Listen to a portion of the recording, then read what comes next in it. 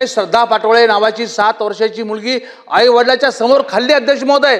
परवी गोसावी 3 वर्षाची मुलगी मारल्या गेली अध्यक्ष महोदय। तुम्ही या परिवाराला मारली, जिवंत मेली, काय करणार आहे? जिवंत मेली। आणि त्यामुळे अध्यक्ष महोदय या परिवाराला सहानुभूती म्हणून या ठिकाणी काही मदत करणार आहेत का? आणि याची जबाबदारी संपूर्णतः मनपाची आहे। मनपावर तुम्ही काय कारवाई करणार आहात?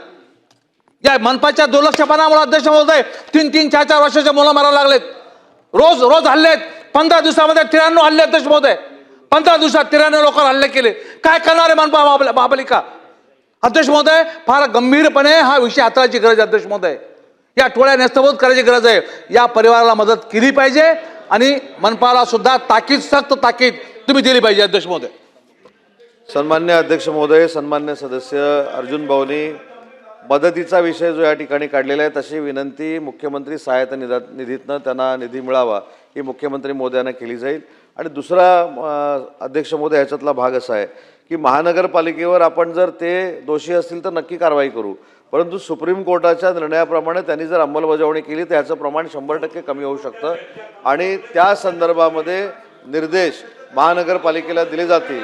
त्याच्या पुढे जाऊन मंत्री महोदय 1 मिनिट, आपण सुप्रीम कोर्टाचा इकडे उल्लेख केला त्यामुळे मी आपल्याला सांगू इच्छितो, गेल्या महिन्यात सुप्रीम कोर्टाने एक आदेश दिलेला आहे ज्यात भटक्या कुत्र्यांना, सामान्य नागरिकांना हानी होण्याच्या परिस्थितीत प्रायोरिटी दिली गेलेली नाही आहे।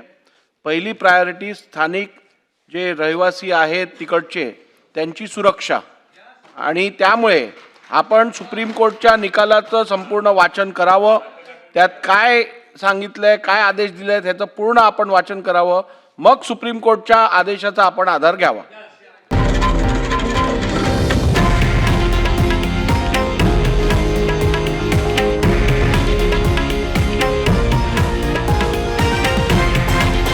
हे आहे देशातील नंबर 1 न्यूज नेटवर्क आणि आपण पाहत आहात TV9 मराठी, एकमेव।